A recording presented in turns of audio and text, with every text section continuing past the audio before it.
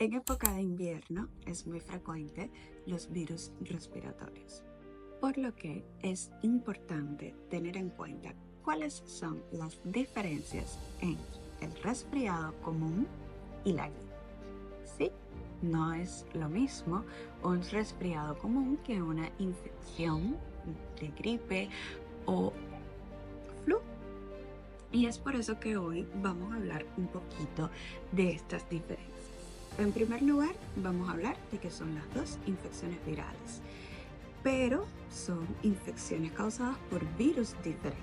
En el caso del resfriado común, vamos a tener virus como rinovirus, adenovirus, virus sincitial respiratorio, metaneumovirus, entre otros.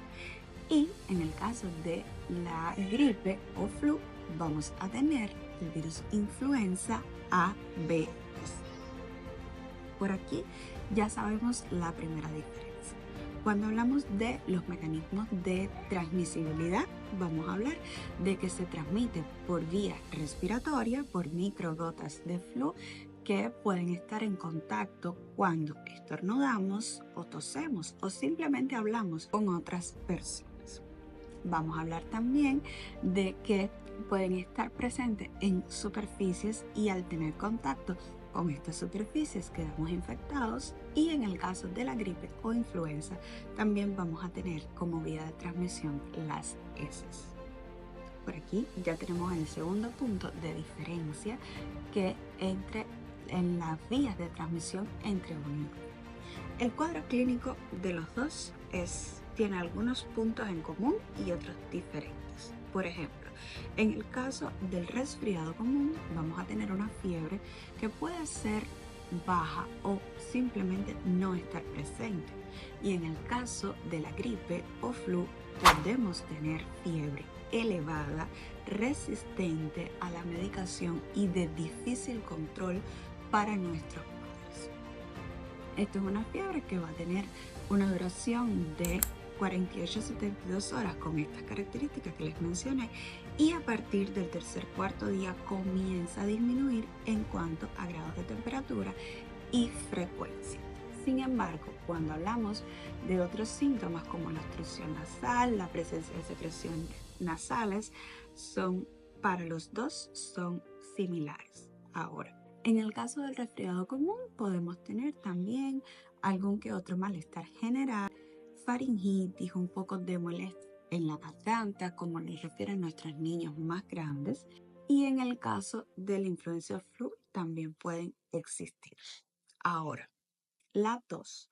La tos en el resfriado común es un síntoma que puede estar o no y que realmente es leve y fácil de manejar. Sin embargo, en la influenza, gripe o flu, como también se le conoce, es uno de nuestros síntomas protagonistas. Es una tos realmente seca, irritativa, que después puede convertirse en productiva, pero que demora en pasar y en aliviar. Y es por eso que podemos tener la presencia de esta tos hasta 5 o 7 semanas después de la infección. Entonces, por aquí ya tenemos otra diferencia importante. Cuando es una tos con estas características, nos tiene que llamar la atención y ya no debe ser solamente un resfriado común. Por otra parte, la gripe o influenza da mucho dolor en el cuerpo, mucho malestar general. Los niños también generalmente comienzan a tener un apetito más selectivo. Existen ciertos alimentos que van a rechazar y otros que van a aceptar porque son más ligeros y prefieren para alimentarse. Esto por aquí es lo más significativo del cuadro clínico de los dos. Cuando hablamos de exámenes de laboratorios, realmente el diagnóstico se puede hacer con la clínica, pero ya existen test que combinan la identificación de varios virus y nos da una orientación más directa a los profesionales de la salud sobre la etiología real de estas infecciones.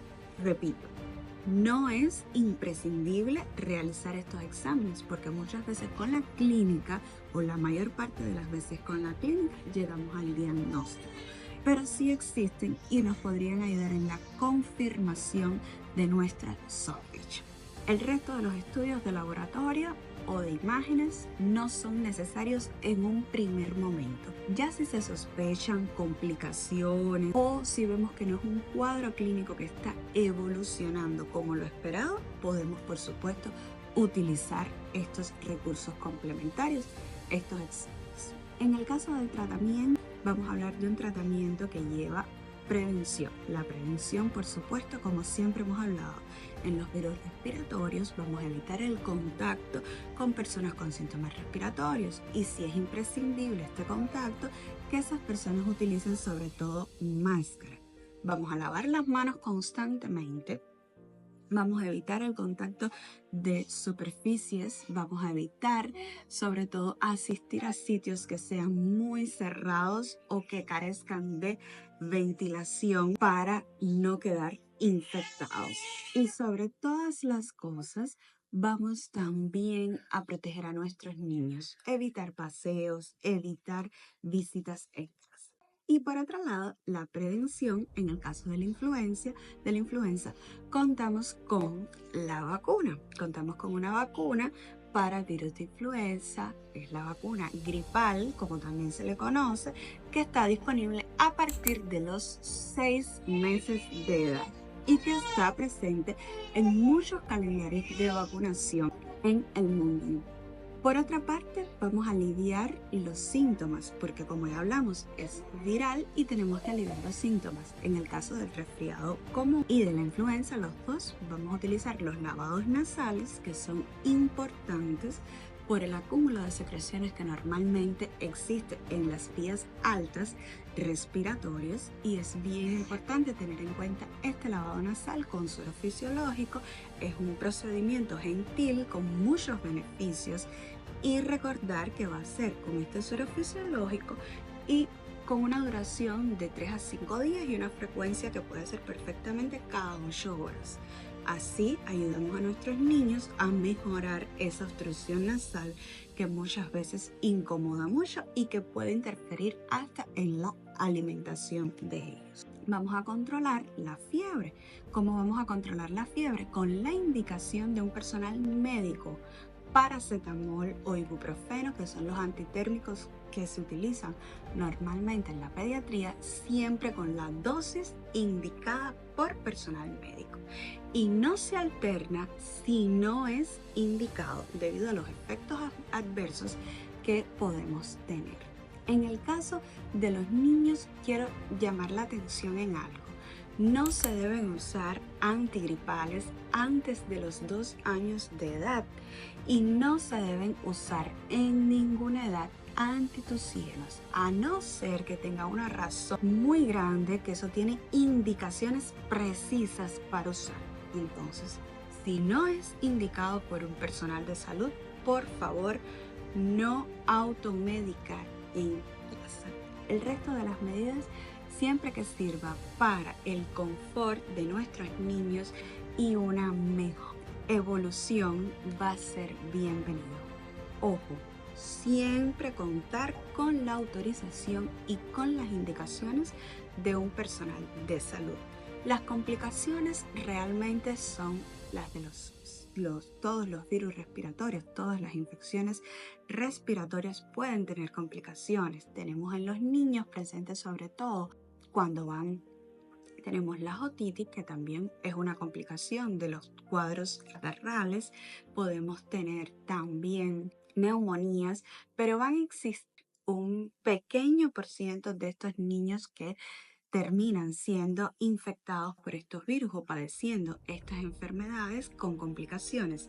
Si realizamos todo como es pautado y como nos va indicado, generalmente no deben complicarse, pero existe. Y realmente tenemos grupos de riesgo para estas infecciones. Tenemos grupos de riesgo como los lactantes menores de 3 meses, tenemos grupos de riesgo como los prematuros al nacer, los bajo peso al nacer, los niños que tienen condiciones o enfermedades neurológicas, cardíacas o pulmonares.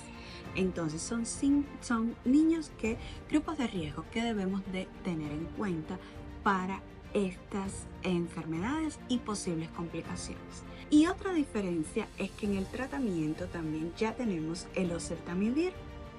Es un tratamiento antiviral que se puede indicar, pero siempre, repito, siempre con la indicación de un profesional de la salud.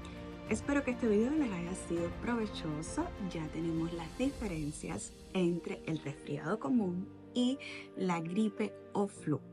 Y repito, no es lo mismo. Tienen síntomas similares, pero importantes diferencias.